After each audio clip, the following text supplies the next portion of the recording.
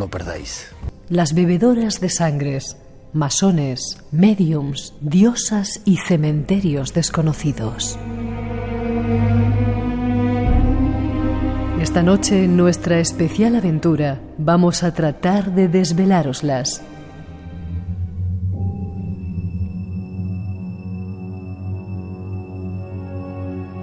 Seguiremos viaje hacia las montañas.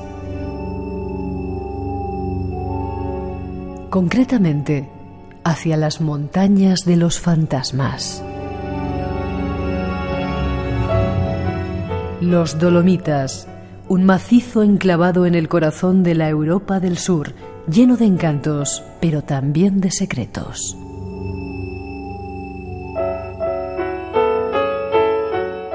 El viaje comienza. Ponte cómodo y disfruta.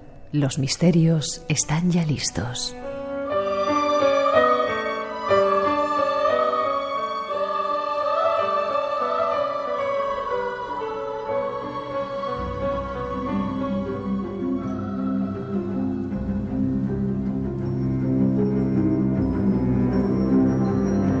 Esas son las intenciones que tenemos esta noche. Y nos queda saludar a nuestro primer invitado, Pedro Ortega. Buenas noches, ¿cómo estás, Pedro? Muy buenas noches, un placer de estar de nuevo aquí en Espacio en Blanco. Placer para nosotros. Hicimos un viaje, lo estábamos recordando, ¿te acuerdas? Lo recuerdas, claro. Claro que sí, por fantástico. Malta, viendo un montón de misterios que hay en esa isla, ¿verdad? Hombre, fue un viaje que no se me olvidará en absoluto, por contar con insignes compañía como la tuya. Ver aquello con tu mano pues fue una experiencia única. Y de la tuya. Y estás aquí porque has escrito un libro, Crónicas del Madrid Secreto, pero déjame que te presente. Eres ingeniero industrial, yo no sabía que eras ingeniero industrial. Sí, bueno, esa es mi primera formación. ¿Sí? Yo creo que era un chavalín que le gustaban mucho las matemáticas, se le daban bien. Tienes cara de haber sido un empollón tremendo. Era muy empollón, entonces me salían muy bien los problemas y todo eso. Digo, bueno, pues la ingeniería puede que esté bien. Y cuando terminé la carrera y empecé a trabajar, digo, caray, a mí lo que me gusta es la historia del arte y el misterio.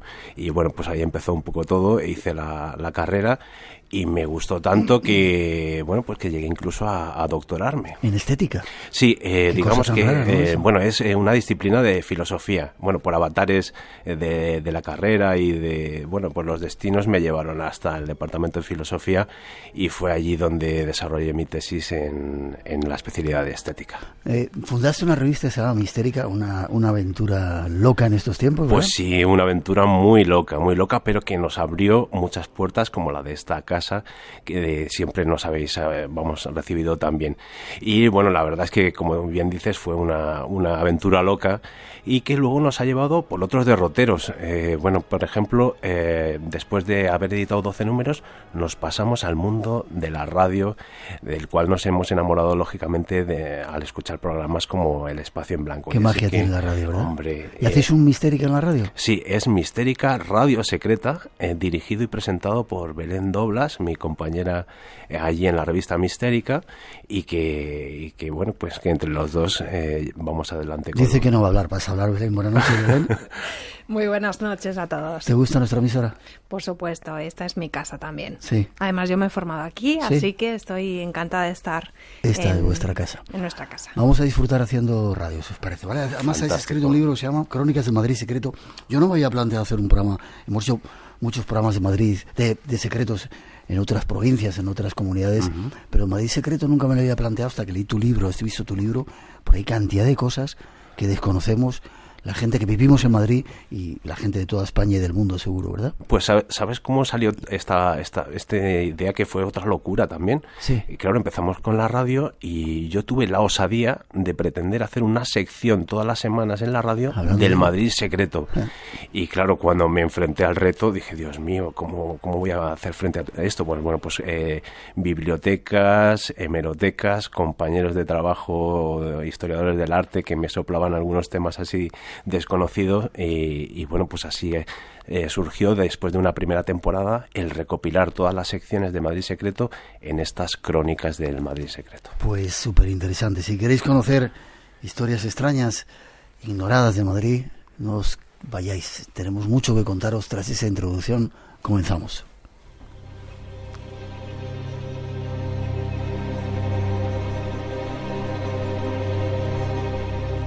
Nos vamos a descubrir enigmas de Madrid. Entre ellos existe uno muy inquietante: las bebedoras de sangre. Algo cercano relacionado con ese mito llamado Drácula. Esta es una gran oportunidad para ti, Harker, pero tendrás que partir hacia Transilvania de inmediato. Bienvenido a mi morada. Entre libremente por su propia voluntad y deje parte de la felicidad que trae. Si me permite la pregunta, ¿qué le ocurrió en realidad al señor Renfield en Transilvania? Nada. Nada. Problemas personales.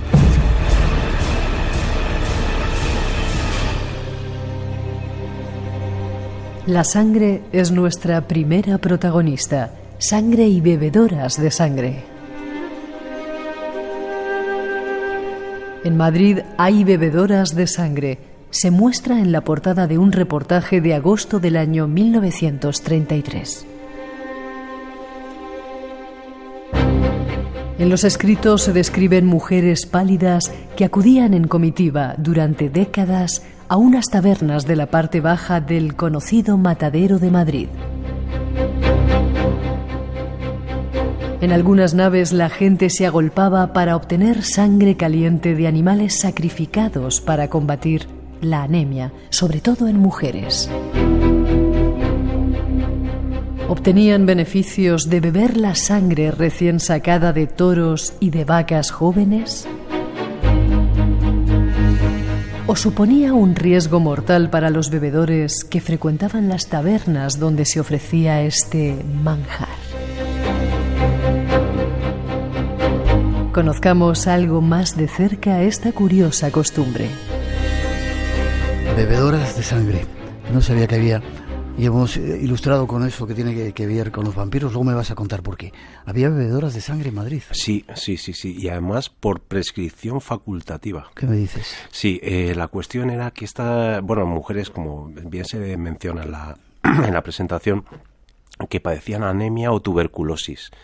Entonces, claro, era una enfermedad de la sangre y los médicos de aquella época pensaban que bebiendo sangre de reses, pues se podía incorporar esta a la sangre y paliar esa enfermedad. O sea que estas mujeres acudían al matadero, pues ya te digo, con esa prescripción facultativa e incluso con mucha vergüenza, porque claro, beber sangre, estamos en los años 30, en la España de los años 30, pues no era plato de buen gusto. Uh-huh. Pero la realidad nos dice que esa práctica no era tan mala en el fondo, porque lo que sucede con la sangre cuando la ingieres es que, llega al estómago y los jugos gástricos, digamos que rompen las células de la sangre, se libera el hierro y ese hierro es el que se incorpora a la sangre de las anémicas o tuberculosas, facilitando pues una mejoría a la paciente. O sea que sí que hay un principio médico que hace que la ingesta de esa sangre pues sea beneficioso para ese tipo de enfermedades. Eran muchas las que iban, debía ser una imagen tremenda, ¿no? Pues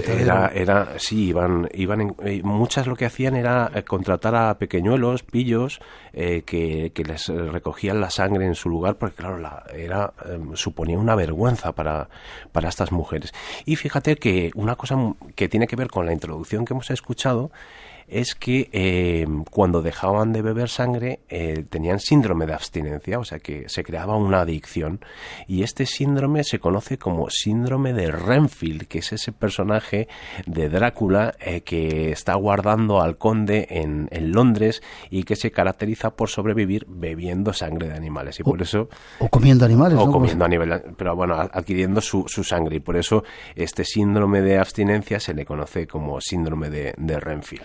¿Iban a coger la sangre caliente cuando había sido sacrificada la res? Claro, y sobre todo de toros o vacas negras. ¿Negras? Sí, esa era un poco la leyenda, el mito que había ahí. Y fíjate que aunque tenemos este artículo documentado en España, la práctica se remonta mucho más atrás en el tiempo. Por ejemplo, en Francia tenemos un cuadro de finales del siglo XIX de Joseph Gueldry, que se ve como hay unas jóvenes en una pose un tanto, como tratando de esconderse, que están junto a un toro del cual están extrayendo la sangre para, pues eso, para hacer esta práctica. Y fíjate, yo investigando un poco pensé en una cosa. El toro es un animal simbólico en España desde el principio de los principios de todos los tiempos. Es más, luego no sé si hablaremos de la Cibeles, pero el culto a Cibeles, había una práctica con los toros que se llamaba el taurobolio.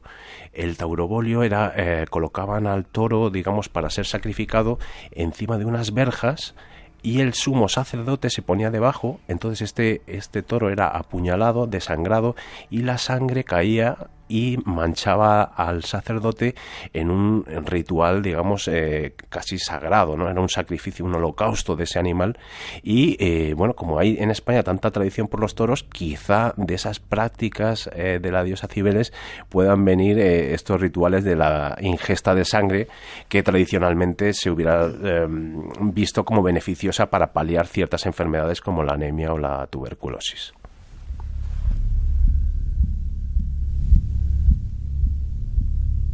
Te iba a preguntar si solo se hacía en España, pero ya me has contestado que eso también se hacía en Francia, en algunos otros lugares del mundo. Sí, supongo que sí. Yo creo que es una práctica médica de la época, y yo creo que es heredada de siglos atrás de los conocimientos de los curanderos y hechiceras, ¿no? que han habitado pues todas las tierras occidentales, ¿no? Entonces yo hablaba ese origen del taurobolio.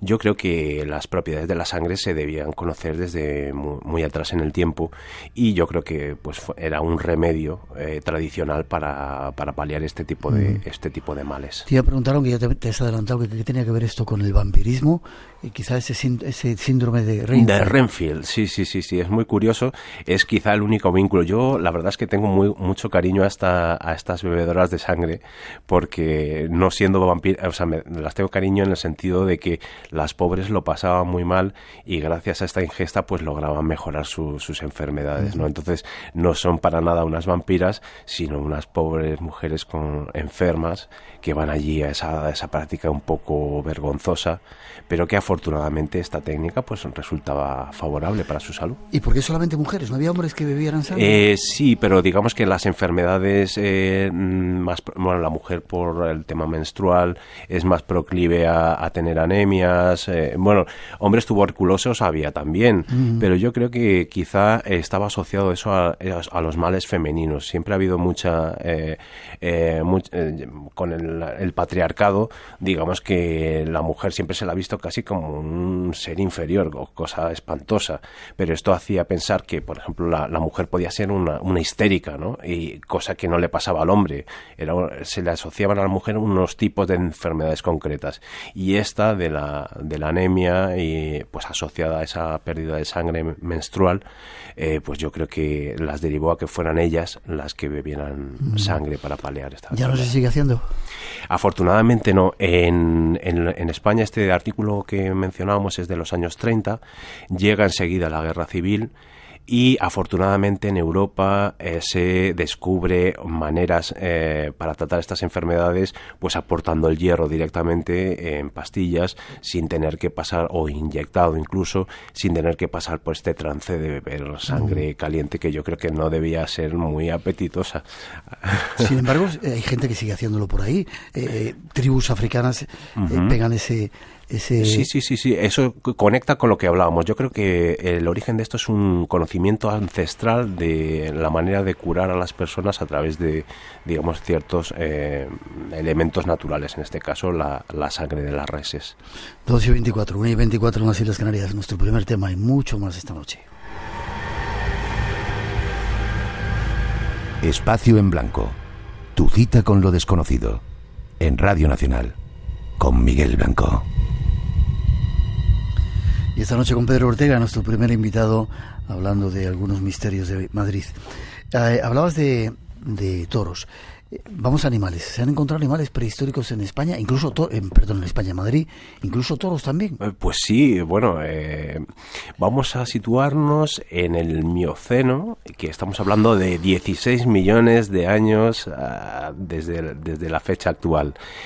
Imagínate que Madrid era una sabana, como la sabana africana. Sí. Y entonces aquí proliferaban toda una serie de animales. Estamos hablando de una época posterior a dinosaurios. O sea, aquí dinosaurios no tenemos.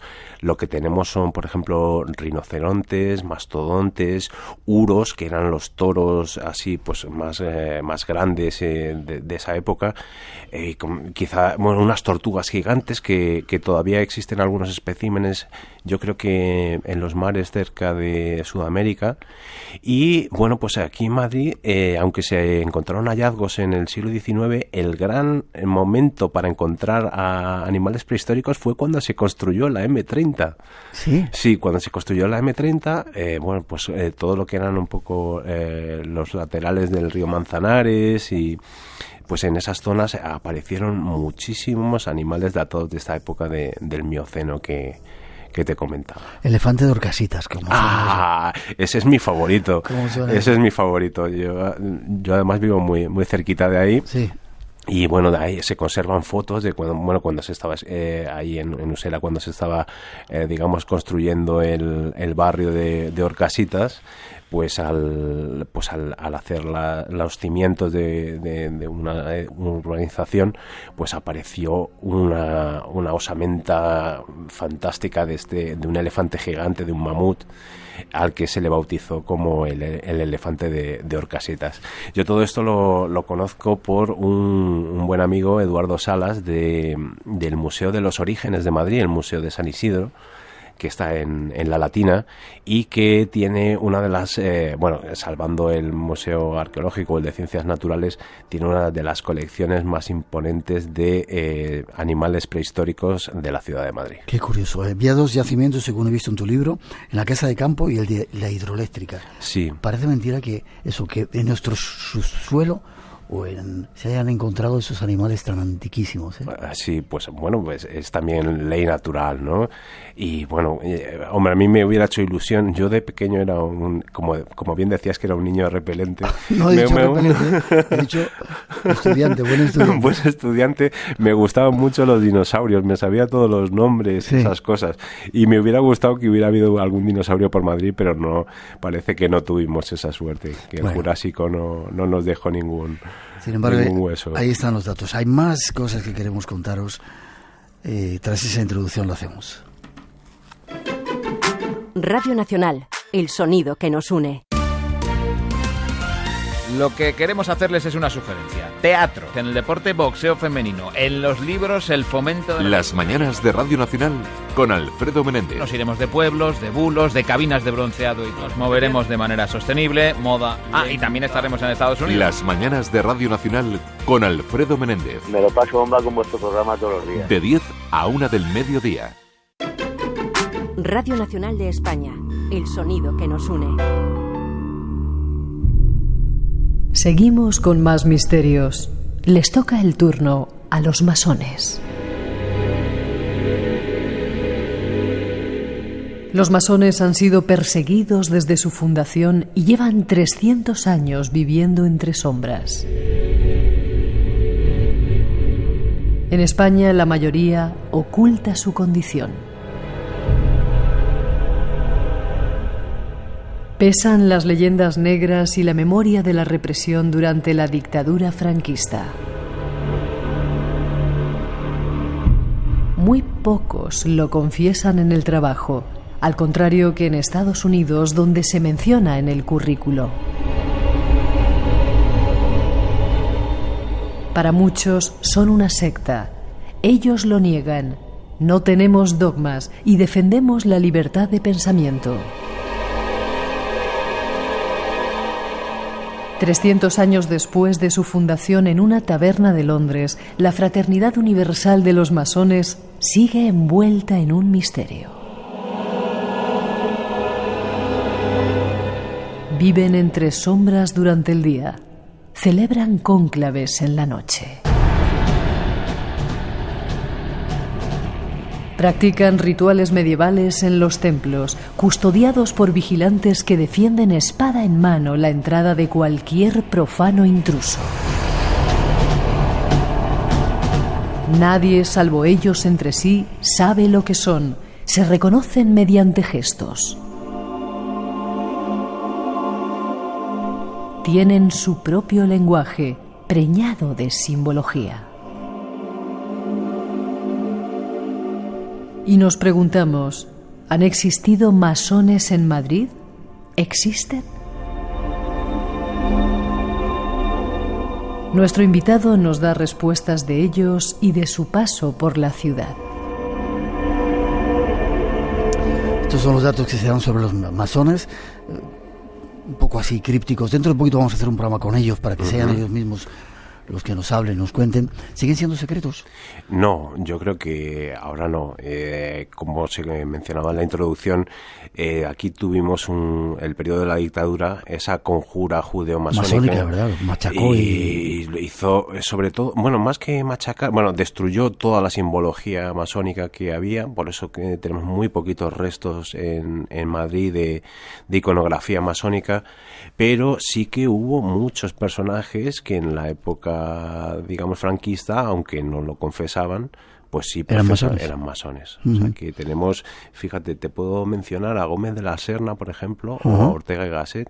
Dicen que ellos pudieron haber sido masones, o pintores como Sorolla, o uno que no es muy conocido, es un pintor canario que se llama Néstor. Sí. Néstor es un gran pintor simbolista y que, examinando sus cuadros, te das cuenta de las claves simbólicas, utiliza colores en sus pinturas, o sea, hace series, cada una con un color y cada una tiene un significado diferente.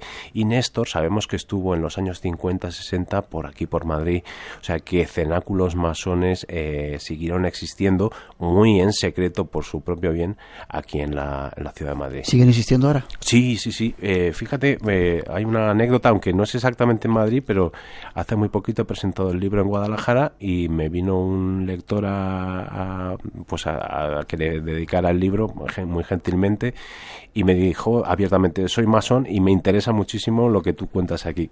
Y bueno, pues estamos en contacto, o sea que quiero decir que no, parece ser que no se esconden. Dentro de poquito, insisto, vamos a hacer un programa sobre ellos, van a venir a contarnos, para quitar un poco toda esa leyenda negra que les cayó encima.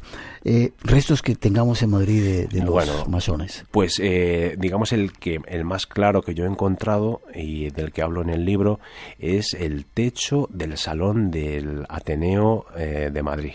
Si no lo conocéis, no digo el techo solamente, si no conocéis el Ateneo, echarle un vistacito. Eso es, el Ateneo científico y literario, y bueno, fue fundado en el año 1884 y ese techo masónico fue concebido por Arturo Mélida y Alinari y se inauguró en el año 1884 y es, digamos, una de las joyas de simbología masónica con las que contamos todavía en Madrid. Mucha influencia tuvieron, como pasa en otros lugares. En Estados Unidos, decíamos aquí, se dice en el currículum. Claro que sí. De hecho, en Estados Unidos tenemos ciudades diseñadas desde el punto de vista urbanístico por masones y con una clara influencia. Bueno, ya has mencionado antes que habéis estado en Tenerife, pues Tenerife es la gran ciudad masónica de España, así que... Nos lo contaban, desgraciadamente está bastante abandonada la sede masónica que tenían allí, el templo. Pero es una de las pocas ciudades españolas que conserva restos arquitectónicos masónicos.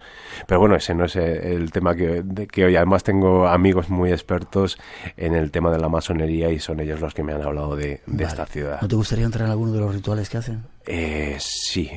No son secretos, son discretos, dicen, pero a mí me encantaría. Hombre, y además, sobre todo con ese espíritu que recuperan o sea, ellos, el masón quiere decir albañil, entonces ellos lo que hacen es recuperar ellos se llaman la masonería especulativa, frente a la masonería constructiva, podríamos decir, que era la de los maestros constructores de las catedrales, y por ello esos maestros que utilizaban la escuadra o el compás. Por eso los masones utilizan estos símbolos pues para identificarse en sus logias. Así que, bueno, pues si quieres, Miguel, te cuento un poco lo que hay en este techo del salón del Ateneo. ¿Te parece? Sí. Porque, mira, es muy curioso. En el techo hay una representación de 3 dioses. En el centro está Apolo. Detrás de él está el sol, porque Apolo es el dios del sol, y que significaría de alguna manera el hombre inteligente, el hombre ilustrado, digamos que ha vencido, ¿no?, por el saber. A su derecha a su izquierda está Palas Atenea, la diosa griega de la sabiduría, y a la derecha está Hermes, que es el dios portador de las noticias de los dioses a los hombres. Entonces este Hermes podría simbolizar el propio Ateneo, que instruye y educa y da conocimiento a sus adeptos, a sus socios, ¿no? Esa simbología. Luego tenemos simbología egipcia, japonesa, están las pirámides representadas. Hay un ibis, que como tú bien sabes, en Egipto el ibis es el dios Tot. Y aquí surge una idea de un tema que ando estudiando también, que tiene que ver con el hermetismo. Y es que este dios Hermes, si lo mezclas con el dios Tot, tendríamos el personaje de Hermes Trismegisto, el 3 veces grande, que se creyó en un tiempo que había sido un personaje real que había vivido en el antiguo Egipto en la época de Moisés. Tendremos que hablar algún día de él, ¿te parece? Pues de eso, perfecto, pues estaré encantado. 900-137-137 nuestro teléfono, por si nos está escuchando algún masón, que nos lo diga, y dentro de poco hablaremos de ellos mismos nos contarán historias para quitar esa leyenda. 2:36, 1:36 en las Islas Canarias, seguimos adelante buscando más misterios. Esta noche, en Espacio en Blanco. A pesar de conocerse como las montañas pálidas, los dolomitas cuentan con el superpoder de cambiar de color en cuanto cae la tarde. Un espectáculo único ante el que resulta muy difícil no quedar perplejo.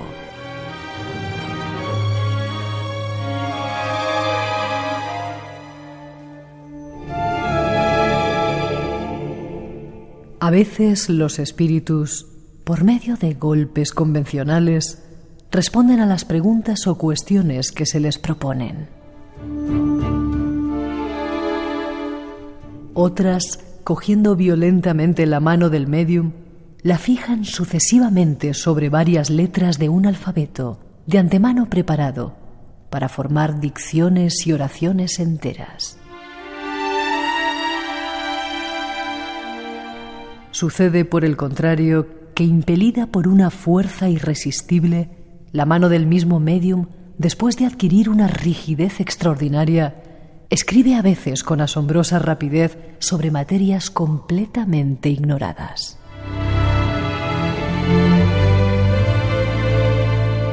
Con estas palabras del padre Fray Juan Vilá, de la Orden de Predicadores, pronunciadas durante el discurso de apertura de los estudios de la Universidad de Manila el 2 de julio de 1877, iniciaba la historia de las mesas giratorias y el espiritismo en el Madrid de los siglos XIX y XX.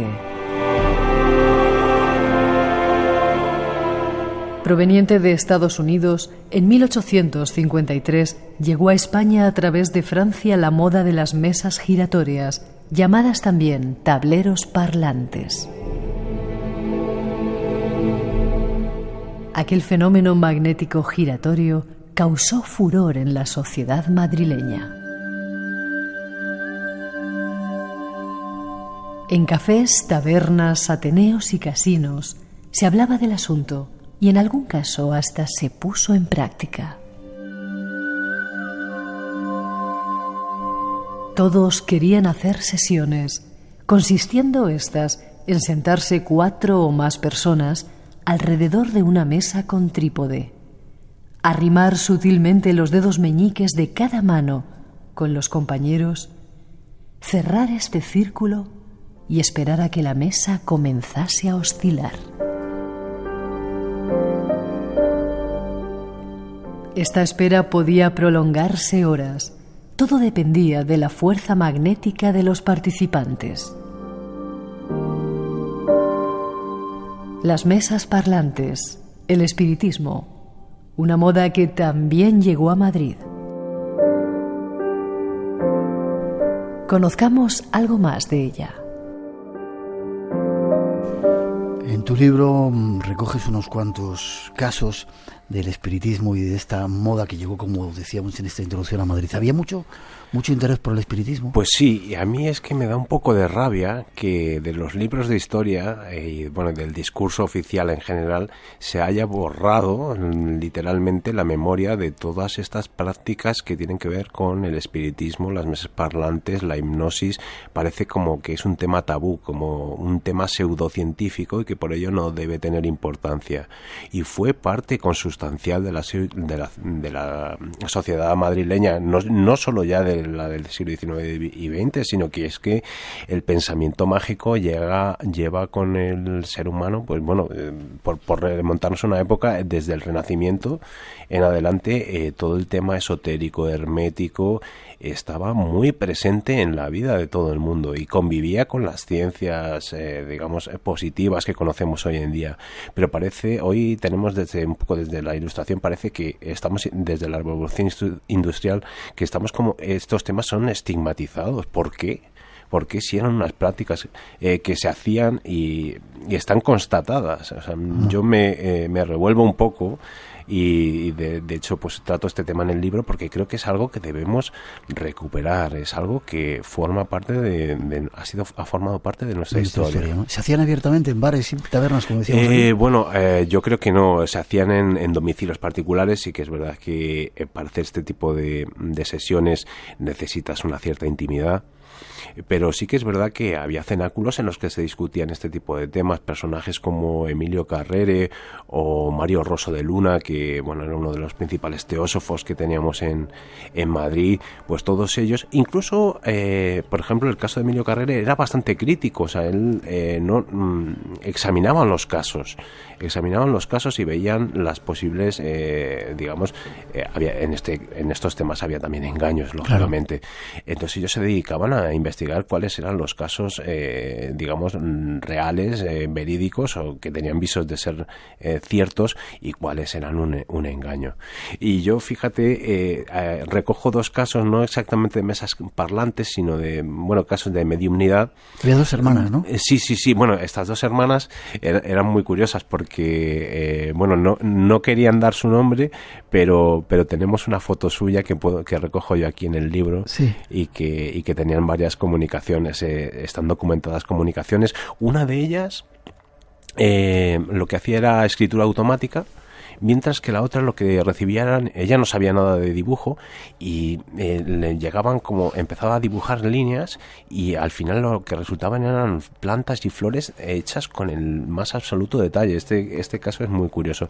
Pero luego hay otro que a mí me hace sospechar mucho, y que es el de la posible comunicación de una medium, nada más y nada menos que con el arcángel San Rafael. Y si quieres he traído aquí un fragmento para que veas qué curioso. Bueno, a mí la verdad es que me hace sospechar un poco. Se le aparece el arcángel San Rafael y le dice nada más y nada menos que en verso lo siguiente: San Rafael, me llamáis, aquí estoy. Atención y escuchad. Si queréis ser felices, mi consejo tomad. Tenéis dudas, rencor, lo habéis de desechar. Y es preciso tengáis fe, esperanza y caridad. Vamos a ver, que se aparezca el arcángel San Rafael y que te recite en verso estas cosas, pues la verdad es que te hace sembrar una cierta duda. Pero sin embargo hay otros casos que parecen todo lo contrario. ¿Alguien enterrado vivo? Una mujer enterrada viva, que en la comunicación dice algo así, dice su nombre y su apellido, muerta tal día de noviembre último, enterrada viva en el cementerio tal, a las tal horas, horroroso, horroroso, horroroso. Ya me desenterrarán y lo verán.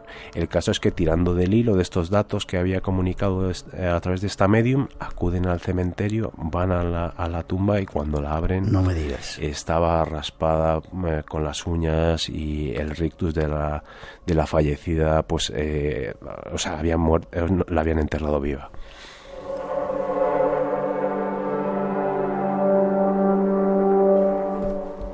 La Casa del Duende, antes de seguir adelante, ¿qué era esto de la Casa del Duende? ¿Dónde estaba? Estaba muy cerquita del Palacio de Liria. donde estamos hablando de la zona de Princesa, Moncloa. Era un edificio del siglo XVIII, porque ahora te contaré qué pasó con él. Pero es una historia muy muy simpática. Esta es una de las que que puso en tela de juicio Emilio Carrere, que mencionábamos antes. Bueno, vamos a contar la historia así un poco sintética. Este edificio, que había sido construido por mandato real, en principio estaba destinado a acoger a agentes que venían a la corte, y después se alquiló. El caso es que los primeros inquilinos eran unos hombres que se dedicaban a jugar a las cartas, a apostar, y bueno, pues allí en una partida de cartas de pronto aparece un duende. ¿Pero lo ven todos? Lo ven todos. Y bueno, estaban a lo suyo y siguen jugando. Pero al rato aparecen nada más y nada menos que 9 duendes armados con bastones y empiezan a perseguirlos a bastonazos con todos aquellos. Salen de allí disparados y no vuelven nunca jamás. Pasa el tiempo, alquila esta vivienda una señora, bueno, no sé si tenía rango o no, bueno, una señora de buena posición, y están haciéndole la mudanza. Entonces echa de menos un niño Jesús que le tenía mucha devoción y una cortina muy grande, ¿no? Entonces, bueno, pues ella está echando la bronca a los sirvientes, que qué pasa con su niño Jesús, y de pronto aparece una procesión de duendes con el niño Jesús y el cortinón allí, y la pobre señora se llevó un susto tal que salió despedida de la casa. Y bueno, el caso es que hay varios casos más que relatan cosas parecidas, pero uno de ellos es un sacerdote que va allí viene aquí a Madrid, y que echa en falta un libro, y también aparece el duende con el libro, y se pega el susto, pero él no se lo cree. Dice, esto tiene que tener trampa. Él empieza a investigar por la casa a ver si hay algún pasadizo o alguna cosa, y no ve nada. El caso es que un día, dando misa, se da cuenta que se haya dejado la sotana en casa y manda a un muchacho a que vaya a recogerla, y cuando va a la casa y la recoge, le están esperando los duendes con la sotana, con lo cual el pobre paje sale pitando, y bueno, pues este sacerdote dice, esto tiene que ser cosa del diablo. Le hacen, hicieron un exorcismo a la casa, sembraron sal por todas sus estancias, y bueno, tal fue el malestar de los vecinos, que estaban asustadísimos, que quemaron el edificio. Sí. Quemaron el edificio. Entonces, bueno, pues la cosa parece que se quedaba ahí, pero hubo una inspección de la Real Academia de San Fernando, y la versión oficial dice que cuando inspeccionaron la casa encontraron una trampilla en el sótano y aparecieron muertos 9 enanos que eran nada más y nada menos que falsificadores de doblillas del Brasil, con las cuales, digamos, que lo que hacían era disfrazarse de duendes para asustar a los pobres que querían destruirles el negocio. Esa es una historia muy simpática que luego Emilia Carrere parece que utilizó para su novela La Torre de los 7 Jorobados. O sea que había truco. Hablando de masones, José Miguel Espinosa nos saluda desde Texcoco, en México. Dicen que en Oaxaca hay muchos. Nos saludan también desde Argentina, diciendo que Juan José, que hay muchos por allí. Y dice, en francés a los enterradores se les llama croque-mort, muerde muertos, porque antes de enterrarles les mordían el dedo gordo del pie para comprobar que estaban realmente muertos. Muy curiosa esa. Sí. Seguimos adelante, 2:48, 1:48 en las Islas Canarias. Hay muchos mitos que queremos contaros, muchos misterios. Nos vamos con uno muy conocido, donde se celebran cosas de fútbol. Cultura. A través del canto de las aves, las sibilas o sus sacerdotes, los gallos, interpretaban las profecías de esta diosa tan famosa hoy como desconocida para la mayor parte de los madrileños.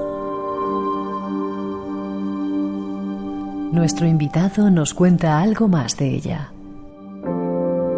Es curioso, ahí en medio de Madrid, en el centro, en la Cibeles, existe esa estatua, y que la veamos como una cosa normalita, y sin embargo es algo muy importante, ¿verdad? Una diosa, primero, que mucha gente supongo que sabrán un poquito de ella, pero no ese sentido profundo que tiene. Pues fíjate, aquí nos tenemos que remontar al siglo XVIII, el reinado de Carlos III, al que se le llamó el mejor alcalde de Madrid, porque bueno, pues muchas iniciativas urbanísticas sobre todo partían de su mano. De hecho, él fue el que creó en lo que conocemos hoy como Paseo del Prado, que era lo llamaba el Salón del Prado. Allí proyectó construir esculpir nada menos que 11 estatuas de dioses, 3 de dioses, y luego bueno, tenemos alguna como la de la Alcachofa que se encuentra ahora en el Retiro. Bueno, había planificado toda una serie de construcción de estatuas, y las 3 más importantes que todavía que están todavía en el Paseo del Prado son Cibeles, Neptuno, y entre medias de ellos, que el pobre está un poco escondido, Apolo. Estos 3 dioses significaban un poco venían a simbolizar la monarquía española, que dominaba por un lado en la tierra, que sería Cibeles, en el mar, que sería Neptuno, y digamos la patria sería Apolo, que es el dios del sol, como antes mencionábamos en el Ateneo, ¿no? Entonces, claro, yo me pregunto, bueno, Apolo y Neptuno pues son 2 dioses más o menos conocidos, habituales en los panteones, pero Cibeles, una diosa frigia oriental de los cultos mediterráneos, ¿qué hace esta diosa en Madrid? ¿Por qué la elegirían? Entonces estuve indagando. De hecho, hicimos un primer programa explicando un poco la simbología de Cibeles, pero yo no me quedaba a gusto con el tema, y me hablaron de una leyenda muy curiosa, que es la leyenda de Vianor. Desconocidísima. Esta leyenda, vamos a ver que nos puede dar la pista de por qué está aquí la Cibeles. Y la leyenda, bueno, sabemos que nos tenemos que situar en el tiempo de Felipe III, cuando Madrid pugnaba con Valladolid para ser la capital de España. Entonces, lo que quisieron hacer es crear una leyenda, que era obviamente inventada, para darle a Madrid un origen mítico. Y no se les ocurre otra cosa que irnos hasta la guerra de Troya. Allí. Hasta la guerra de Troya surge esta leyenda de Madrid. Ahí sobrevive un personaje troyano que se llama Vianor, uno de los reyes, y su nieto Vianor III va a ser el personaje clave en esta historia. Este Vianor III se le aparecía en sueños el dios Apolo. Fíjate que vuelve a aparecer aquí el dios Apolo. Bueno, pues el dios Apolo le dice que coja a su familia y tomen camino, porque van a tener que fundar una ciudad. Entonces suben por la península itálica, y al norte, en la parte norte, recibe la señal de Apolo y dice: debes fundar aquí una ciudad con el nombre de tu madre. La madre se llamaba Manto y fundaron la ciudad de Mantua. Entonces, bueno, pues él cree que ya ha terminado su labor, pero el dios Apolo le dice: deja aquí a tu madre y sigue camino, que todavía tienes que llegar a fundar otra ciudad. Total, que sus pasos le llevan a la tierra de los carpetanos. O sea que estamos ya en la península ibérica. Y llega un momento en el que recibe la señal y dice: aquí es donde tienes que fundar tu ciudad. El caso es que, bueno, hay una serie de peripecias, pero digamos que los carpetanos y él no se ponen de acuerdo en que dios o diosa tiene que ser la protectora de la ciudad. Y entonces le pide a Apolo que le mande una señal. Y aparece entre los cielos una diosa en un carro tirado por 2 leones, que es la diosa Metragirta, que es otro de los nombres de la diosa Cibeles. Y esta diosa Metragirta, dicen que de ese nombre pudo venir el nombre de Mayrit, y de ahí el de Madrid. Y fíjate si debía estar en boga esta leyenda en tiempos de Carlos III, que contamos con un mapa muy famoso de la ciudad de Madrid, de los más conocidos, el plano de Teixeira, en el cual tenemos una inscripción que dice: Mantua Carpetanorum sive matritum urbs regia. La Mantua carpetana, o sea, Mantua como la que había fundado en Italia, pero la Mantua carpetana como Madrid ciudad regia. O sea que estamos hablando de que en tiempos de Carlos III esta leyenda estaba en boga, y por qué no poner a la Cibeles, esa diosa fundadora de Madrid, en el lugar principal del Salón del Prado. Además es un lugar donde confluyen corrientes de agua, por debajo hay ríos subterráneos en las Cibeles. Eso es. Bueno, ahí tenía el Paseo del Prado, era todo un arroyo. El Paseo del Prado, un dato que no es muy conocido, sí, es el primer paseo europeo arbolado que la monarquía abrió para el disfrute de los ciudadanos. Estamos hablando de Felipe II, e incluso antes que la Alameda de Hércules en Sevilla. O sea, es el primer paseo arbolado abierto a la plebe, al disfrute de todos los ciudadanos. Y de hecho en el futuro sería el lugar donde quisieran establecer las ciencias. Tenemos el Gabinete de Historia Natural, que es el actual Museo del Prado, el Jardín Botánico y el Real Observatorio, que es otro de los edificios más impresionantes que tenemos en Madrid. Todos ellos instituciones dedicadas a la ciencia, justo en la zona en que los reyes dejaban paseo a todos los ciudadanos y que querían, digamos, de alguna manera cultivar con las ciencias. Lo que muchas veces no nos damos cuenta, Pedro, es que esos símbolos siguen teniendo un poder fantástico que quizá no comprendamos, pero que están ahí actuando, ¿no? Uh-huh. La diosa Cibeles sigue protegiendo, sigue... Esto no es legendario, sino que es real, y es que la diosa Cibeles, entre comillas, protege el tesoro de España.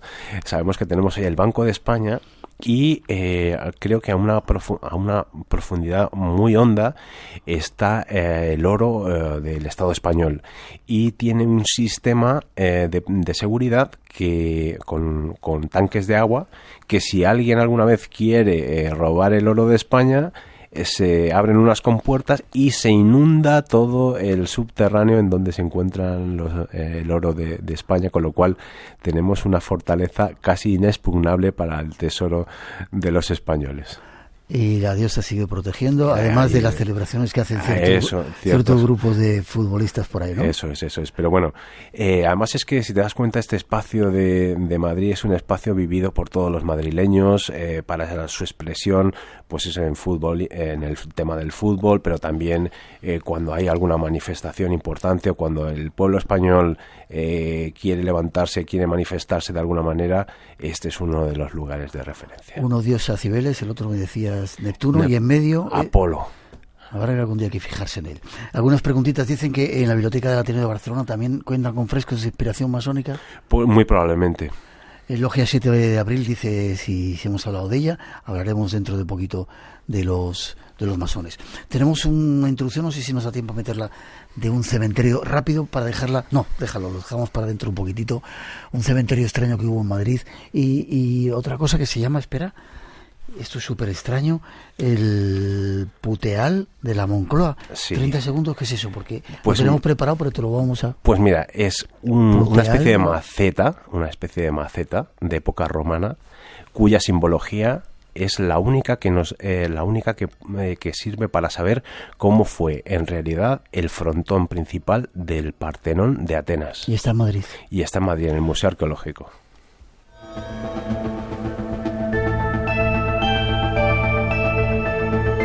Cuántas cosas desconocemos de esta ciudad donde estamos ahora, en Madrid. Cuántas cosas hay todavía misteriosas. Llegarán noticias y todavía tenemos algunas cosas que contaros con respecto a ella. 900-137-137. ¿Estáis a gusto? Muy a gusto. Sí, vale. No os vayáis, tenemos mucho que contaros todavía. Nos iremos también con nuestro compañero Juan Gómez, que está ahí en las redes sociales, a hablar de un lugar extraño, la montaña de los fantasmas, lo llaman a los Dolomitas. Eso y muchas otras cosas aquí en este espacio en blanco, en directo, desde la casa de la radio, desde vuestra casa. Enseguida regresamos, no os vayáis después de las noticias, volvemos con más misterios.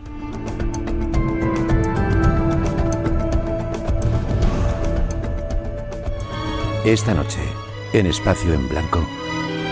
A pesar de conocerse como las montañas pálidas, los Dolomitas cuentan con el superpoder de cambiar de color en cuanto cae la tarde. Un espectáculo único ante el que resulta muy difícil no quedar perplejo.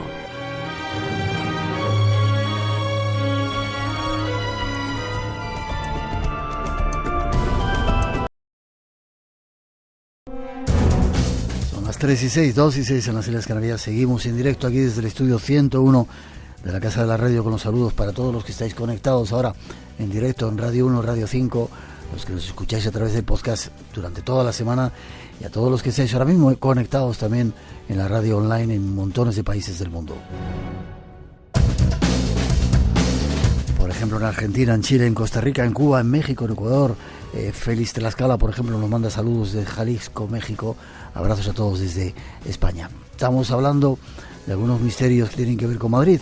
En un momento nos vamos a las montañas de los fantasmas con nuestro compañero Juan Gómez, pero antes más datos de esta extraña ciudad que estamos visitando. El distrito de Carabanchel, pero alejado del bullicio diario.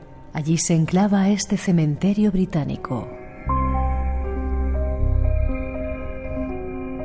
En una parcela amurallada se encuentran unas 1000 lápidas en las que descansan 40 nacionalidades diferentes. Unos restos mortales o en cenizas de unas vidas que pocas personas conocen. Nuestro invitado nos da más datos de este intrigante lugar. El cementerio británico, que se cambió de sitio, ahora está en Carabanchel. No, siempre estuvo allí. Sí, pero ahora te cuento la historia, es que es muy curiosa. España... Primero porque está este cementerio. Esto es, esa es la razón. Vale. En España, católica, apostólica y romana, en el siglo XVIII, si eras judío, musulmán, protestante, no te podías enterrar en suelo español. ¿No? No. Y los pocos afortunados que, pues a lo mejor en la terraza de su embajada o en los campos aledaños, pero la mayoría de extranjeros que fallecían en Madrid o de otros credos, pues eran pasto de las alimañas. O sea, era terrible.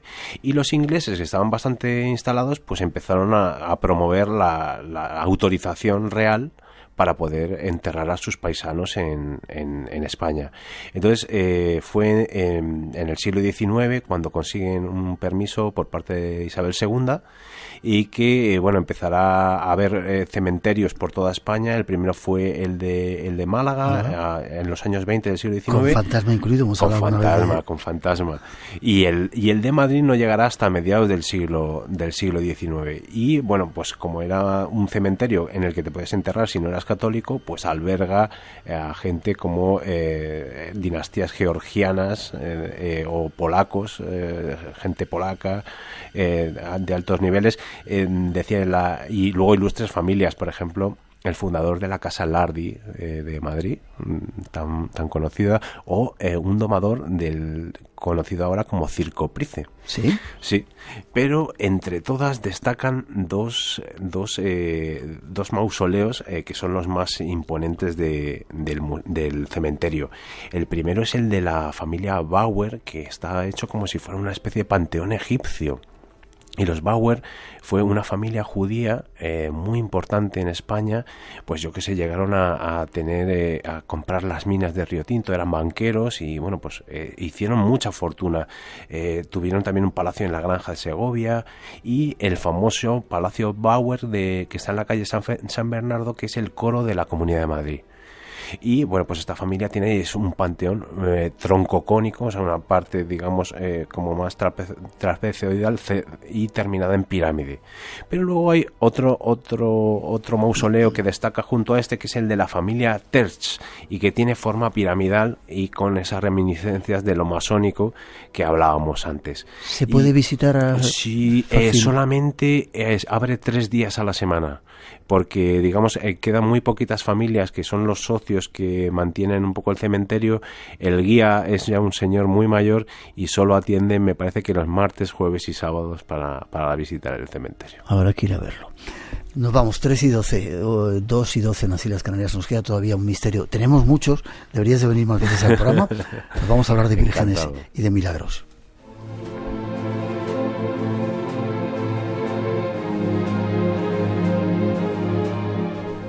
Seguro que cuando pensamos en alguna de las denominadas vírgenes negras, lo primero que se nos viene a la cabeza es la Virgen de Montserrat, la Moreneta, y quizás después la de Guadalupe, en Cáceres. Pero en Madrid no falta de nada, y también aquí se venera una de estas imágenes que se caracterizan por su tono de piel, más o menos oscuro y en ocasiones incluso negro. Este hecho puede deberse a la exposición de la imagen o de la talla al fuego y al humo, al material utilizado en su fabricación o simplemente a su antigüedad. Son muchas y muy variadas las leyendas, cada cual más fantásticas, sobre el origen de estas vírgenes y de su coloración.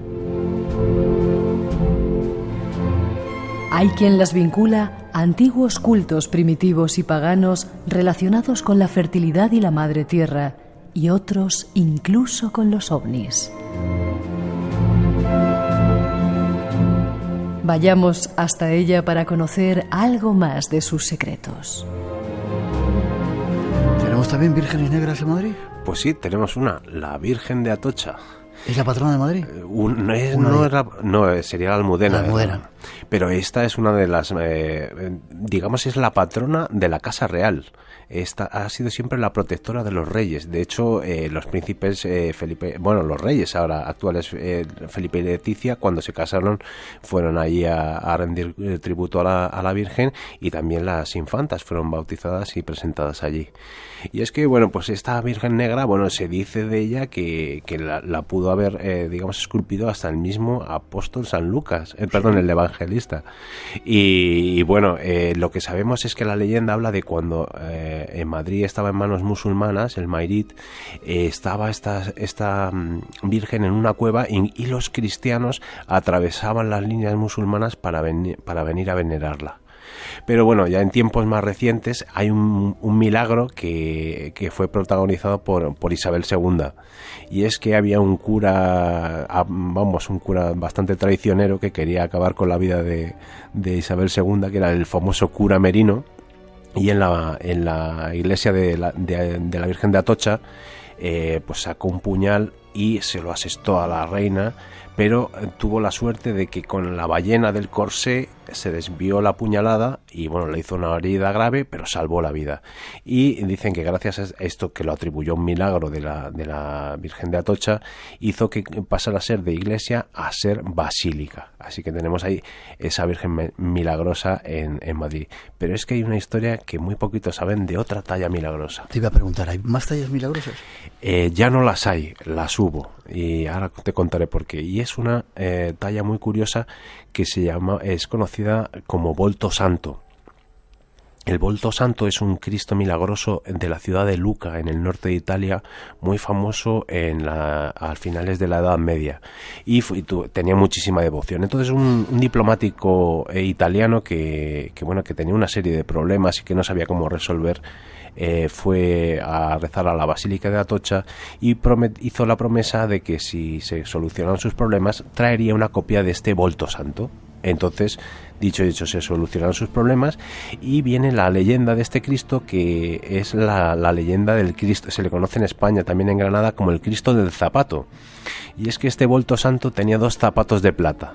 Y hay una leyenda que se repite en muchos sitios en Europa, incluso en Hispanoamérica, y que también está en Madrid relacionada con el Volto Santo, y es la leyenda del violinista. El violinista, que es un hombre muy pobre, acude a pedir limosna a este Cristo y le toca una canción con el violín. Entonces el Cristo deja caer uno de sus zapatos de plata. El violinista corre y dice, bueno, yo tengo que dar gracias y con esto voy a poder comer, pero claro, las autoridades se dan cuenta de que ese es el zapato del Cristo y le detienen. Y él explica que ha sido un milagro. Entonces, para refutarse, vuelven con los jueces allí a la talla del Volto Santo. Él vuelve a tocar otra melodía con el violín y el Cristo deja caer el segundo zapato delante de todos los jueces, con lo cual vieron que el violinista era inocente de ese robo. ¿Y ya no está ese Volto? El Volto Santo, los franceses, cuando en la Guerra de Independencia hicieron su fortina y su fortín en la Basílica de Atocha, quemaron bancos y bueno, todo lo que pillaban, y este pobre Volto Santo. El caso es que se salvó un brazo y una cabeza que una feligresa recogió, pero luego en la Guerra Civil ya esos pequeños restos pues desaparecieron, así que nos queda solo la leyenda esa tan simpática del violinista sobre este Volto. Entre los límites de lo posible y lo imposible, crece el misterio. Aventúrate con nosotros a cruzar la frontera. Espacio en Blanco, con Miguel Blanco, en Radio Nacional de España. Buenas noches, estoy escuchando el programa desde la ciudad de Medellín, en Colombia, y me gusta mucho la temática que tienen y nos entretienen bastante. Por acá, por estas tierras, pues también hay muchas historias de misterio y de cosas que algún día de pronto les compartiré porque son muy, muy entretenidas. Un saludo y un abrazo desde Medellín, Colombia.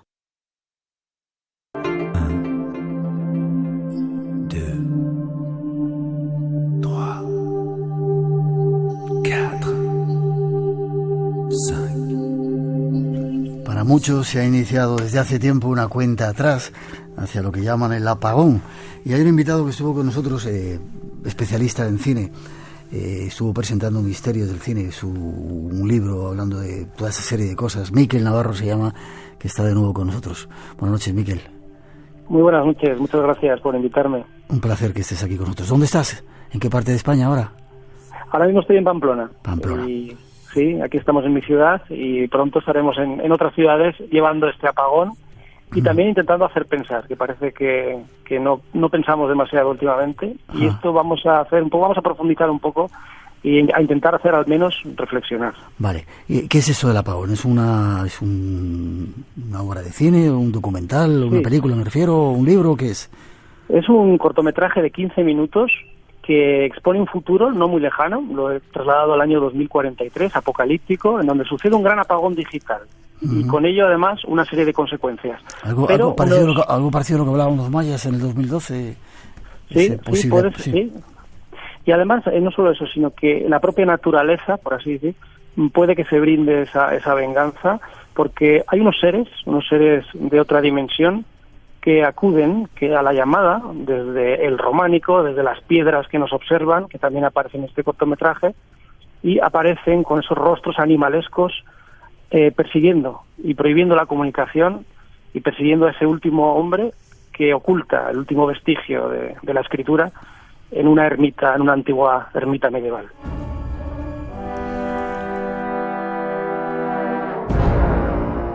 Blackout o el apagón, mezclas diferentes conceptos, es magia negra por un lado, la Santa Compañía también, que aparece en el documental, ¿no?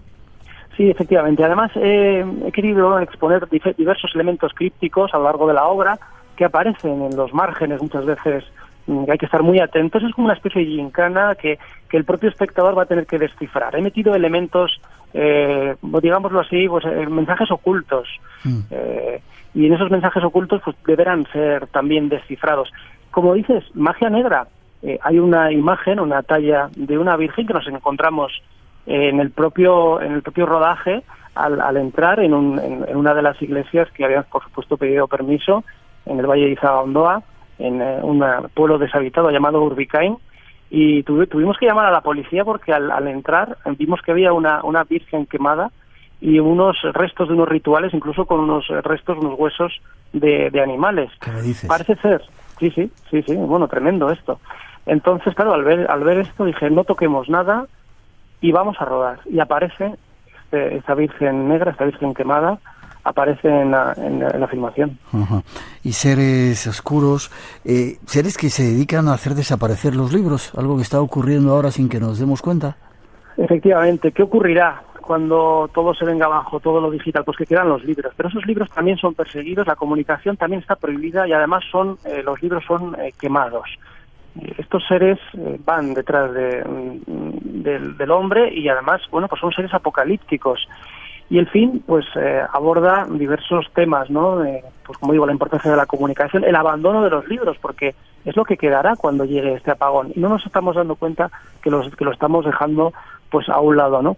Esa España vaciada también, ese medio rural que también tenemos olvidado y, sobre todo, de alguna forma, el maltrato animal o cuestiones también como la conservación de la naturaleza. Y el lenguaje del románico. En este proyecto nos acompaña también un amigo del programa, el antropólogo, el gran José Luis Cardero. Ajá. Porque en un momento de esta filmación, que es una filmación muy social, no es una filmación, digámoslo así, comercial, sino que pretende un fin, que es pensar. Hay un momento que sometemos al propio espectador, a su propio apagón en la sala. ¿Sí? Y en ese ¿Le quitas los teléfonos y pantallas para que se queden sin nada? Eso es, quitamos todo, sometemos a un gran apagón al espectador y en ese momento, a la luz de la vela, José Luis Cardero va a decir unas palabras. Wow. Unas palabras, con esa voz que tiene además el maestro Cardero, unas palabras muy profundas que, bueno, pues van a colisionar, yo creo que con la propia psique del espectador, y vamos a hacer algo muy muy diferente a lo habitual. Y sobre todo yo creo que va a trastocar, no va a ser algo diferente. Y tenemos también una sorpresa para el final. Y bueno, pues esto también yo creo que está creando mucha expectación, porque incluso tenemos también la colaboración de Pilar Úcar, la doctora en Ciencias de la Educación, que además, profesora de la Universidad Comillas de Madrid, ha elaborado un dossier didáctico sobre este cortometraje y con una serie de ejercicios para sus alumnos. Tal es así que traspasamos fronteras, Miguel, y nos vamos a ir a Camerún. Nos vamos ya a Camerún con este dossier y el corto ya ha llegado a la Universidad de Maruga también. Qué bien.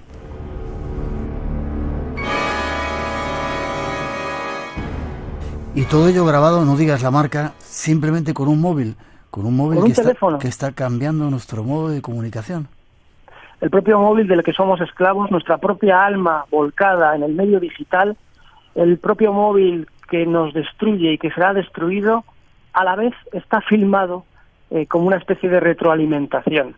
Aparecen muchos elementos simbólicos, como el Cordero de Dios, como las ovejas preñadas, de esa misma regeneración de que nosotros tal vez necesitemos. Y esa dualidad de ser humano o seres, ¿quién es el malo en todo esto? Yeah. Quiero también hacer reflexionar, no quiero decir tampoco que lo que yo pienso es lo que sea, sino que saquen sus propias conclusiones con esos ejercicios y con ese coloquio final, que es lo que queremos, que se establezca un coloquio, un debate acerca de lo que suscita este cortometraje. Año 2043, el apocalipsis ha llegado, la era digital ha muerto, la comunicación está prohibida y los libros son quemados. Llegaron con la noche y nadie podrá escapar. Blackout, no os lo perdáis. 52, 53. Un trabajo de Miquel Navarro. Forma de contacto, si queremos saber más, si queremos ver este documental, ¿dónde podemos acudir? ¿Tienes en las redes esa información? ¿En Face o en...? Sí, tengo en mi cuenta Twitter, que es @MiquelNavarroValle, y en Facebook Miquel Navarro Allensa, me pueden encontrar y muy gustoso pues de poder hablar de este proyecto y de lo que quieran los oyentes. Perfecto. Por supuesto. Enhorabuena, Miquel, espero verte en esa presentación, que no ocurra eso, pero que nos sirva para reflexionar del mundo hacia el que vamos. Eso es, que hay una vida también al margen del teléfono móvil y sí. La comunicación no se puede perder. Sí, señor. Fuerte abrazo para ti, Miquel. Un abrazo, muchas gracias, Miguel. Hasta prontito.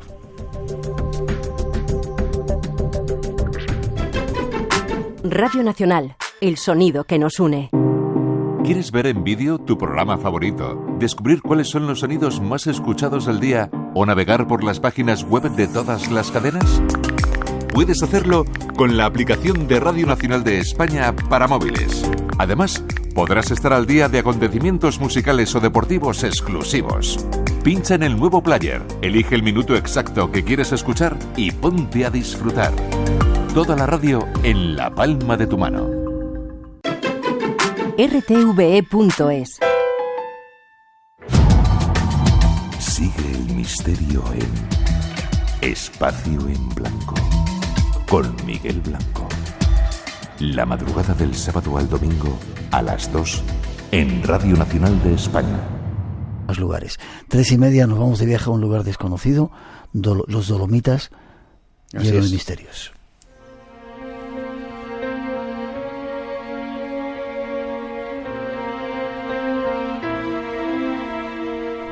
Seguimos viaje, en esta ocasión hacia unas montañas muy singulares, los Dolomitas.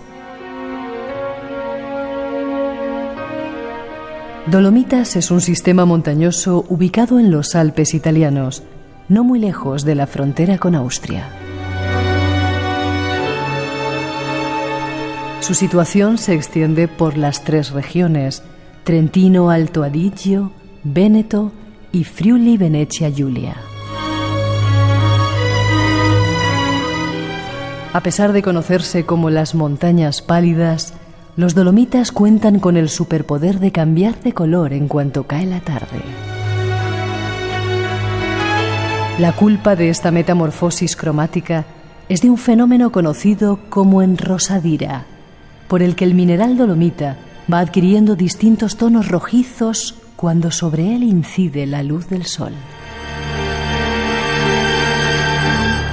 Un espectáculo único ante el que resulta muy difícil no quedar perplejo.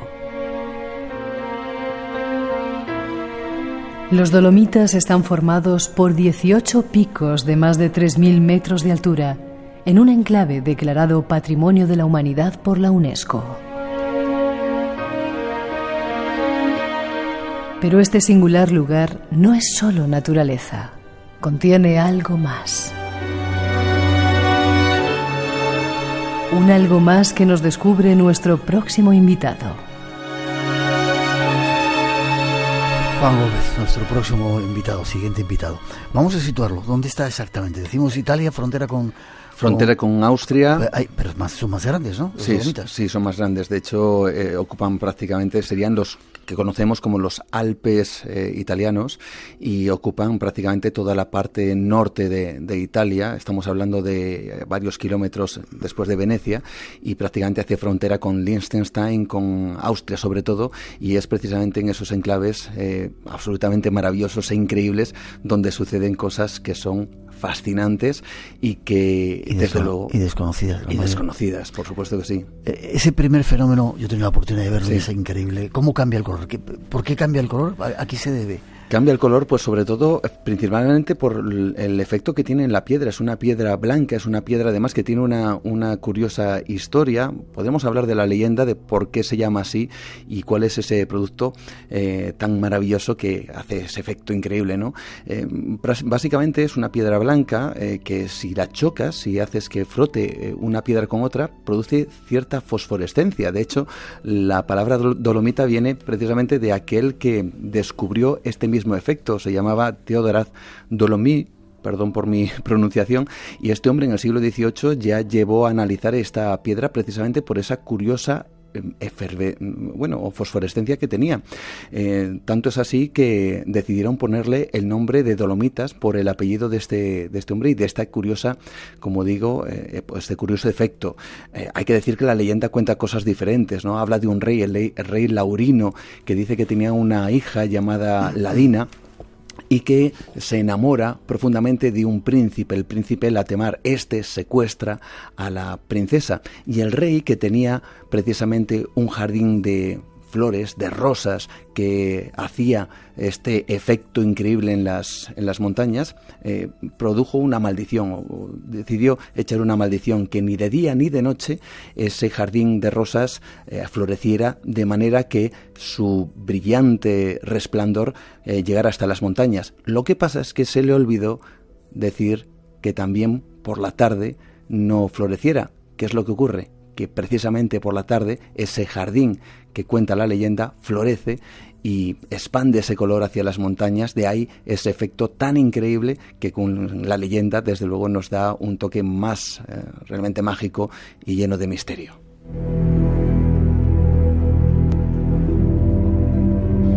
Esta es la parte, digamos, bonita, ¿no? Pero hay muchos más misterios que queremos analizar. ¿Fue una zona dura en la Primera Guerra Mundial? Primera Guerra Mundial. Estamos hablando de principios del siglo XX, estamos hablando de esa contienda que en realidad no se llamó Primera Guerra Mundial, fue la Gran Guerra, y luego ya posteriormente, con el tiempo, los historiadores decidieron llamarla Primera Guerra Mundial. En ese lugar, en ese enclave, los Dolomitas se dirimieron verdaderas batallas campales que acabaron prácticamente en auténticos ríos de sangre. Estamos hablando, para que nos entendamos, de tanto los austriacos, o más bien el Imperio Austrohúngaro, junto con los italianos, querían conquistar esas montañas, esas grandes montañas que, como escuchábamos en la introducción, más de 3.200, más de 3.300 metros, y además había una especie de carrera por a ver quién llegaba antes.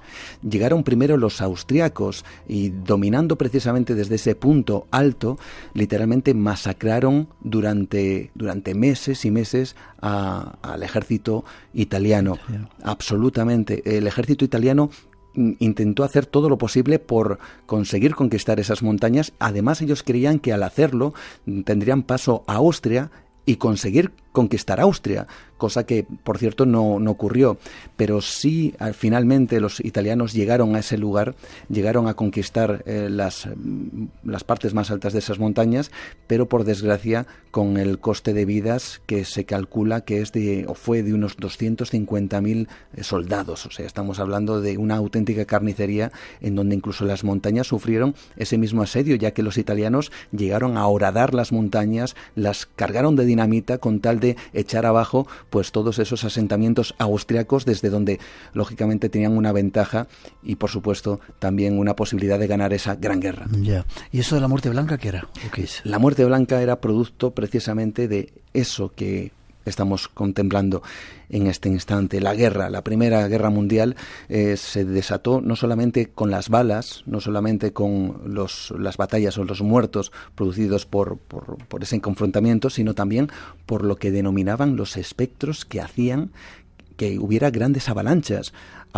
que llegaron a acabar con la vida de más de 100.000 personas. ¿Qué me dices? ¿Sí? Esto es totalmente alucinante. Incluso hay una fecha en concreto, hablamos del año 1916 ya, en donde el 13 de diciembre exactamente, un viernes, le llaman el Viernes Blanco, en donde más de 9.000 personas en un solo día murieron debido al producto de estas avalanchas. ¿Qué es lo que ocurre? Pues que todo esto, y más en esa época, se llevaba al misticismo, al miedo incluso de que quizá esas avalanchas las provocará algún tipo de ser, algún tipo de espectro. Incluso hay diarios de esas personas que sobrevivieron a esas contiendas que hablaban precisamente de ciertos espectros que provocaban esas avalanchas y que evidentemente acababan con la vida de soldados de uno u otro bando, como si realmente en ese lugar hubiera algo más que rocas y nieve. ¿Y la montaña se estuviera defendiendo de quizás esos personajes que andaban por allí? Es una de las teorías que desde luego se apunta. Es cierto que los mitos y las leyendas siempre hablan de seres de la naturaleza, de seres que de alguna forma intentan poner un muro, una barrera a la actuación humana, y quizá esta hubiera sido una forma para precisamente protegerse. Al menos así los mitos y al menos así los diarios de aquellos que sobrevivieron lo contaban y hablaban precisamente de que esos espectros tenían ese nombre, la muerte blanca. Y supongo, Juan, que con tanta muerte así accidental, dramática, habrá muchas historias de aparecidos, ¿no? Sí, hay historias. Lo primero que nos cuentan las leyendas es que, por un lado, hay personajes. Hay una dama que le llaman la Dama de las Montañas, que dicho así suena realmente romántico, casi bonito, casi a uno le gustaría encontrarse con esa dama. Lo que ocurre es que dentro de esa mitología, esta dama tiene un aspecto que poco tiene de dama. Cuerpo, torso de mujer, pero piernas de cabra, quizá para poder caminar por esas peñas y por esa montaña, y un rostro que, como si fuera una medusa, la famosa medusa que provocaba que las personas que se fijaban precisamente en sus ojos se convirtieran en piedra.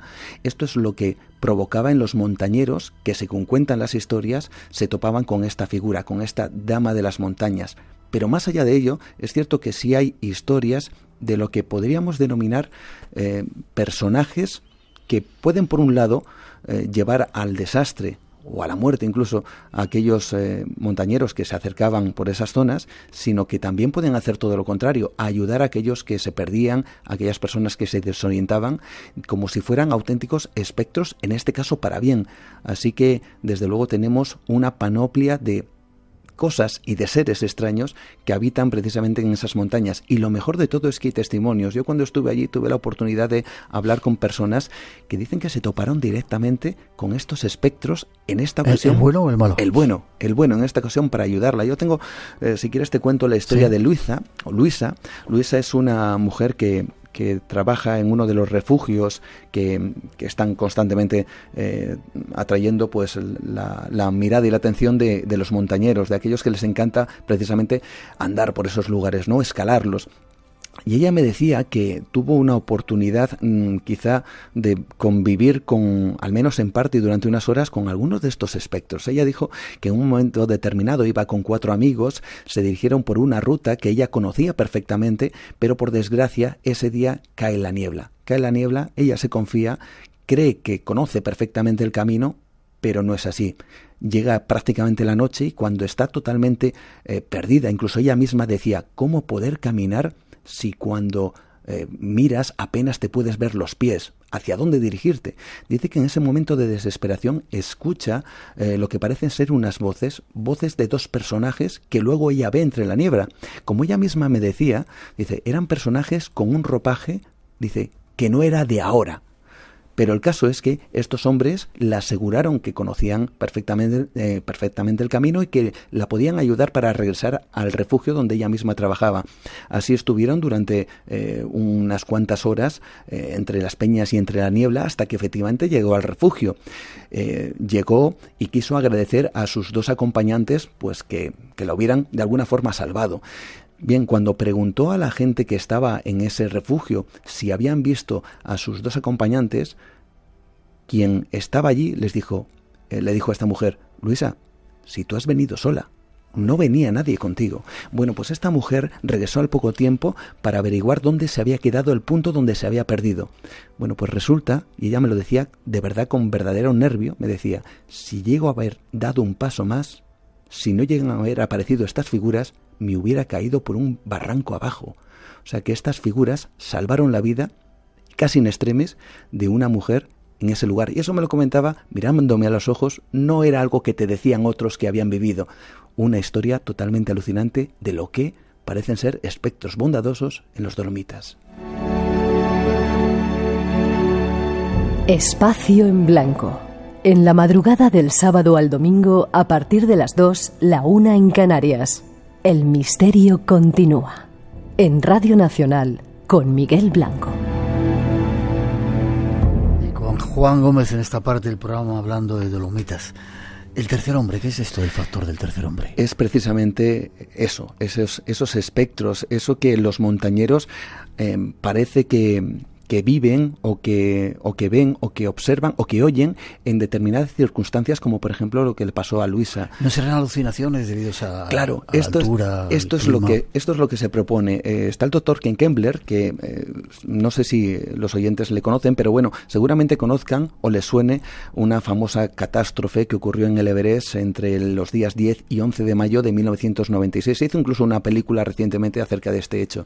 Y este hombre, que es doctor, trató a algunas de las personas que vivieron esa tragedia y que pudieron sobrevivir, y además sobrevivieron gracias a que decían que habían visto algún personaje que les había ayudado, incluso en un momento en donde prácticamente la gente que estaba a su alrededor les había dado por muertos. Este hombre, Ken Kembler, dice que nuestro cerebro quizá en ciertas circunstancias tiene los resortes, la capacidad de salir o de buscar algún tipo de herramienta que nos ayude a sobrevivir incluso en esos momentos de máxima dureza y máxima punto donde podemos llegar incluso a fallecer, ¿no? Eso por un lado es lo que dice la ciencia, que nuestro cerebro quizá tenga ese tipo de resorte para poder sobrevivir, pero por otro lado están aquellos que aseguran que quizá hay algo más, que quizá realmente hay un tercer hombre que se aparezca muchas veces de forma corpórea, pero en otras dicen que son las voces de la montaña, personas que viven en esa circunstancia extrema en donde están a punto de sufrir un colapso incluso en esos lugares y de repente oyen una voz que les dicen, sigue adelante, avanza, yo te guío.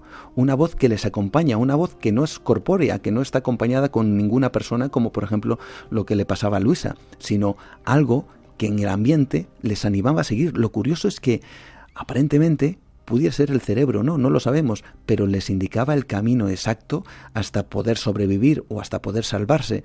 Así que realmente queda la duda, ¿es el cerebro el que de alguna forma nos conduce y nos lleva a través de una alucinación, tanto visual como auditiva? ¿O realmente hay algo que habita en las montañas que de vez en cuando aparece y que nos ayuda a sobrevivir? Eso los montañeros, y son muchos, aseguran haberlo visto. Ahora, ¿dónde está la realidad de todo ello? Eso sin duda alguna es un misterio, Miguel.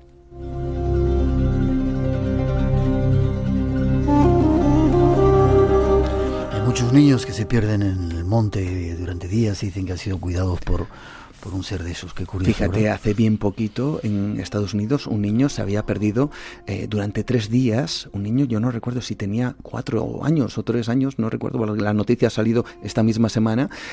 Y los padres se preguntaban cómo había podido sobrevivir. no sabían, se encontraba perfectamente bien, un poquito deshidratado, pero no sabían cómo había podido sobrevivir. Y es cierto que hay casos de niños que dicen que habían sido resguardados por alguna entidad, incluso muy parecida a lo que podríamos denominar como un ángel, ¿no? Como si fuera un ángel de la guarda, pero en este caso en las montañas, en los montes. ¿Quién sabe? Vamos a historias de dragones, casi a punto de terminar. También hay dragones en los Dolomitas, no le falta de nada, ¿eh? No falta de nada. Hay dragones y hay dragones para todos los gustos, incluso puede que haya algún vestigio que nos quede precisamente de esos dragones. Está, por ejemplo, el lago Federa. El lago Federa está muy cerca de una zona que se llama Cortina d'Ampezzo, muy conocido precisamente por esquiadores y por escaladores. Y allí hay un lago que mantiene su nivel freático constante durante todo el año. O sea, tenemos que hablar que son lagos de montaña. Bueno, pues lo que dicen es que precisamente mantiene ese nivel constante porque habita dentro un basilisco o un gran dragón que, por cierto, le atribuyen la destrucción de algunas de los poblados antiguos que había en la zona. Bueno, no lo sabemos, evidentemente forma parte de la leyenda. También hay otra leyenda que habla de otro dragón que está en el lago Nambino y que es muy cerca de Trento, de la ciudad de Trento, y que precisamente nos cuenta una historia totalmente alucinante, y es que ese dragón, al parecer, acababa con la vida de las ovejas, la forma de vida de los pastores, y así que estos pastores deciden llamar a un cazadragones que se encargó efectivamente de acabar con la vida del dragón. Cuando por fin le matan, descubren que no es un dragón, sino vamos a decir que una dragona que estaba cuidando un huevo.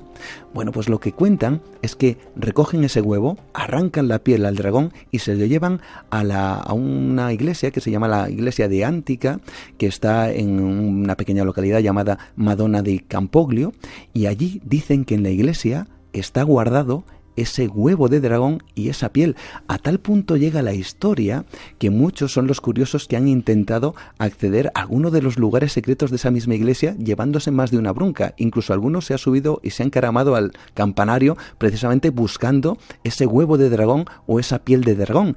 Muchos son los que se acercan, como digo, para buscar estas reliquias míticas, mitológicas, pero que dicen que están precisamente ahí, en algún lugar secreto de esa misma iglesia.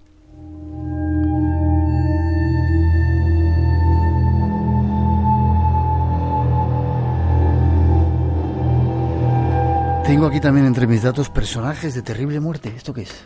Personajes de terrible muerte. Sí, esto se referiría precisamente a estos personajes, a la dama, de las montañas. Para no faltarle más cosas, había también ovnis, ¿no? Ovnis. O extrañas historias de ovnis. Sí, de hecho hay un lugar, y precisamente tenemos que hablar de montañas, es quizá uno de los lugares emblemáticos, quizá la postal típica de los Dolomitas, que son las 3 cimas de Lavaredo, las Tricime de Lavaredo, perdón por mi italiano.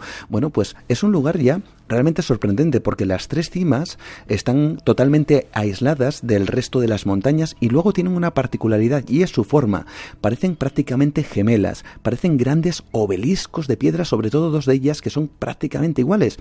¿Qué es lo que significa eso? Que muchos han querido ver una intencionalidad artificial, como que alguien construyó aquello. Como que alguien construyó. Alguien construyó aquello, como si fuera una especie de pirámides, porque además tienen, vamos a decir que su construcción, bueno, no quiero decir construcción, pero vamos a decir que su formación geológica, las lascas que están unas encima de otra, tienen una, da una sensación como si fuera artificial. No lo es, pero parece. Y bueno, alrededor de esto, pues ahí está la leyenda y dice claramente que vinieron seres de otro mundo a construir estos grandes obeliscos.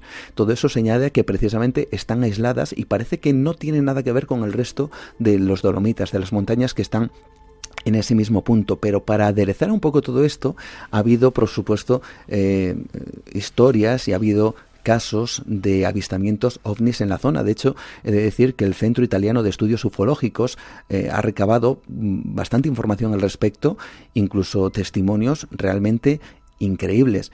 Quizá tengamos que recordar alguno, como el de Walter Ritchie, alguien que en el año 1968 va conduciendo con su coche por la zona de los Dolomitas, entra en una espesa niebla, su coche se para y cuando sale ve un resplandor increíble entre la niebla. Se acerca y lo que él mismo dice que ve es un aparato y junto a él un ser además curioso, con cabeza y con rostro de gato. Sí. Nada más y nada menos, y con una especie de robot con varios brazos justamente alrededor. Dice que incluso tienen una conversación que le cuenta cosas de su planeta, que le cuenta cosas de cómo viven, incluso... Fíjate tú, llegan al punto de hablar sobre el sistema digestivo y el sistema interno de cómo funciona la sangre de estos seres, que este hombre al parecer le daba detalles a Walter Ritchie. Bueno, después de esta larga conversación, recordamos año 1968, lo que le dice este personaje aparentemente venido de otro mundo es que la Tierra estaba a punto de sufrir una gran catástrofe. De momento no ha sucedido, pero lo curioso de todo esto es que toda esta historia ocurre en los Dolomitas. ¿No se habría bebido ese vino caliente que toman allí? Puede ser, no lo sabemos. El caso es que ahí quedó como uno de los, vamos a decir, incunables del misterio en los Dolomitas, y este hombre incluso tuvo gran éxito, vamos a decir, en Alemania, porque le llamaron muchas veces para conferencias, escribió un libro acerca de su experiencia y, bueno, forma parte de el enigma de los Dolomitas, en este caso con los no identificados. Casi para terminar, ¿cómo llegaste hasta allí? ¿Cómo se llega? Pues se llega, en este caso, un avión hasta Venecia, y desde Venecia, en este caso, alquilamos un coche y directamente pues recorrimos los puntos más mágicos, si queremos llamarlo así, más misteriosos de los Dolomitas, aunque es cierto que hay lugares que no puedes acceder porque evidentemente son montañas, así que tienes que andar, tienes que caminar. Nosotros estuvimos incluso en zonas de más de 3.300 metros, en la Marmolada, que es el lugar más alto, donde también suceden cosas y en donde, por cierto, nos encontramos con la triste desgracia de aquellos hombres que han perdido la vida precisamente subiendo o intentando encaramarse por aquellos lugares. Hay fotografías, hay altares incluso, hay iglesias, pequeñas iglesias que recuerdan incluso tragedias perdidas y olvidadas desde el año 1937 incluso, en donde cada uno de los muertos que todavía siguen estando allí, que todavía siguen y permanecen sus restos, no sabemos dónde, pero hay miles de ellos, aseguran que hay miles de ellos, pues evidentemente eso forma parte casi de la iconografía de ese lugar y, por desgracia, también del corazón de aquellos hombres que siguen recordando a los que fallecieron entre las montañas Dolomitas. Es curioso que en pleno centro de esa Europa avanzada y desarrollada todavía haya esos espíritus, esas creencias, esas visiones, esas leyendas. Y muy arraigadas, además. Ya no hablamos simplemente de cuentos, de cosas que casi resultan pues mitológicas y punto, ¿no? Allí la gente cree realmente que las montañas están vivas, que hay seres que las habitan y, por supuesto, hay que respetarlo.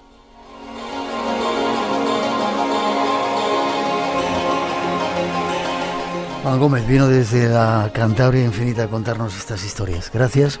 ¿Forma de contacto contigo? Pues forma de contacto a través de @Nueva Dimensión en Twitter o Facebook, mi perfil Juan Gómez Ruiz, o también ese podcast que también contamos cosas interesantes llamado Nueva Dimensión en iVoox. Así que todos invitados para escuchar y para compartir sobre todo misterios, enigmas, historias que nos gustan. Que sigamos haciéndolo. Muchas gracias. Un placer. Gracias.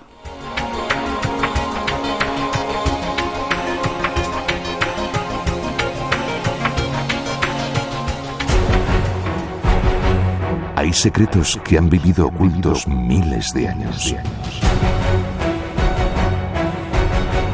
Oscuros enigmas. Conócelos en Espacio en Blanco, en Radio Nacional de España, con Miguel Blanco.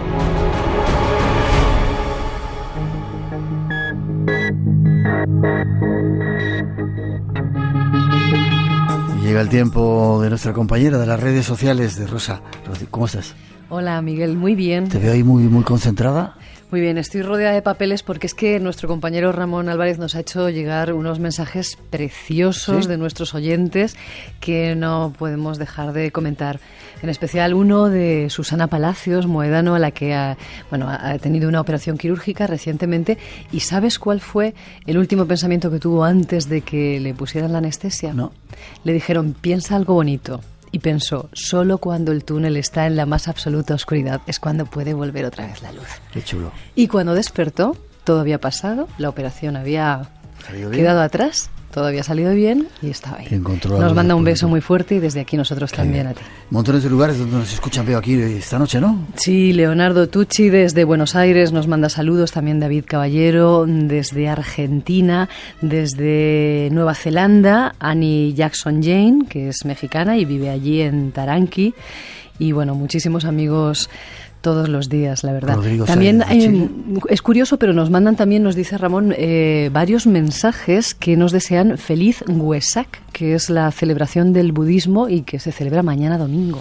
Ana María Álvarez desde Cuenca, Ecuador. Dentro de poquito vamos a estar por allí, seguramente preparando programas desde Brighton, desde Uruguay, Aníbal, desde Medellín, Dayana Torres Mendoza desde Valencia, Venezuela, montones de lugares. Y una información muy curiosa que nos llegó hace unos días de Oscar Rayo, que vive en Tucson, en Arizona, y nos comenta que hay un programa allí en Estados Unidos que fue pionero en temas de misterio, que se parece mucho al nuestro y se llama Coast to Coast. Sí. Y nos recomienda escucharlo porque por lo visto fue el primer programa sobre fenómenos paranormales allí. Allí. ¿Y sabes cuándo emite? Allí. ¿Sabes cuándo? Sí, no. Emite 4 horas diarias, 365 días Lo al conozco. año. ¿Qué te parece? Me parece bien. Forma de contacto. ¿Ganadores? Ganadores 5, como es habitual, Abigail Morales de Pamplona, Gemma Pili de Córdoba, Salvador Mateos de Algeciras, Natalia Saavedra de Valencia y Roberto López de Segovia. Escribidnos a nuestro correo electrónico espacionblanco@rtve.es, mandadnos vuestra dirección postal y os hacemos llegar el libro. Y dentro de poco una nueva salida del Espacio en Blanco histórica en la Cueva del Agua. En la Cueva del Agua, en Jaén, bueno, está en Tíscar, ¿no? Muy cerquita de Quesada. Sí. Y hasta allá, hasta la provincia de Jaén, nos iremos a hacer un programa en junio, será el primer fin de semana de junio. Julio, perdón, es verdad, julio. Echarle un vistacito a la Cueva del Agua, un sitio Primer fin de semana de julio, Cueva del Agua. fantástico, lleno de leyendas también, con un aforo para muy poca gente, y ya os diremos la forma de poder venir a vernos. Queremos que estéis allí, seguramente con música y con muchas sorpresas. Bueno, pues ya lo estamos deseando ir para allá. Gracias, Rosa. Hasta la semana que viene.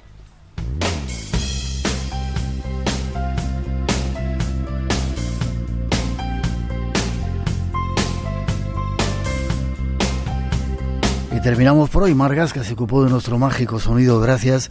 Ha sido un placer estar juntos. La próxima semana más misterios. Ojalá hayáis disfrutado de este tiempo de la radio. Os esperamos. Deseamos feliz semana. Aprovechar esa luna gigantesca que tenemos ahí, luna llena, y esa fiesta que empieza mañana de los budistas. Nos encontramos en 7 días y la radio continúa. Y hasta las 4 os dejamos con un poquito de nuestra mejor música. Nos encontramos en el Espacio en Blanco. Feliz semana.